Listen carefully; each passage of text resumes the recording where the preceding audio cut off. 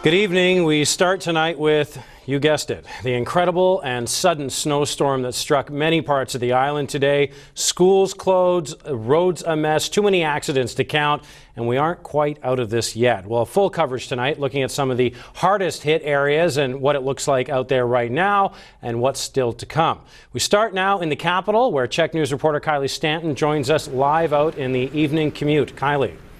Well, Scott, it was quite an adventure out there today. The heavy and quite unexpected snowfall left vehicles stuck sometimes for hours, buses stranded, and flights delayed and even canceled in some instances. Given everything, walking seemed to be the best bet if you had to venture out into the city. Now, what's worse and most concerning, this is just the beginning.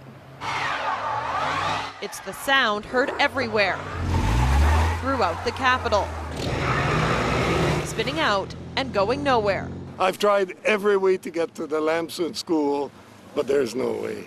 I didn't think it would be this bad. They said 40% chance of snow showers. This is like 100% snow storm. The unexpected weather hit early, heavy snow blanketing the city.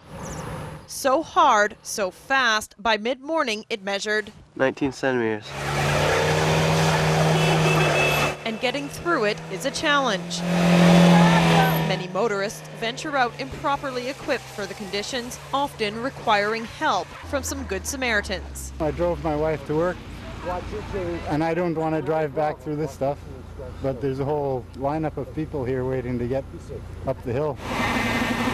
Waiting behind one car stuck on the incline, causing huge traffic jams. The longer the wait, the more problems arise for those following behind. We're getting buses stuck in certain places, mainly on hills, because other cars stop in front of them and they lose traction. But we're getting them moving as quickly as we can. Sanding trucks are called in to rescue the buses, getting things back on schedule. But in some areas, the road conditions proved to be too treacherous for travel.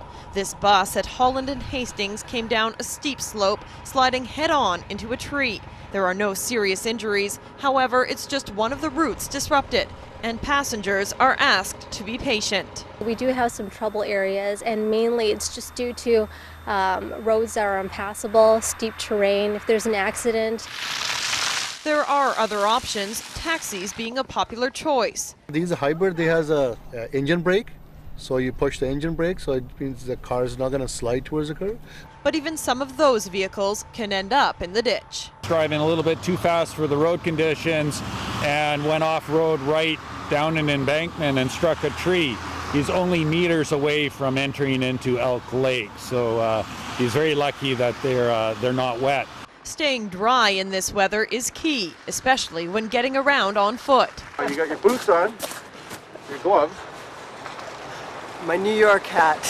You're ready for this. I'm ready for this. But others are not. The inner harbor is socked in and no one is going anywhere. Nothing's flying. We got to take the bus to get back to the big city there. Not the case at Victoria International Airport, where crews are digging out and clearing the runways, trying to keep up. We've had a few delays and a few cancellations.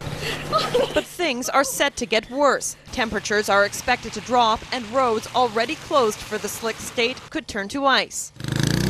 And that means getting around could mean getting creative. Well, you know, it's Victoria, so we're not prepped for the road conditions here, and just shuts the city down. Now, the city of Victoria has just issued a release warning of more snow to come and winds 40 to 60 kilometers per hour. City crews are working around the clock tonight, clearing the main arteries first and then moving on to the emergency routes and secondary routes.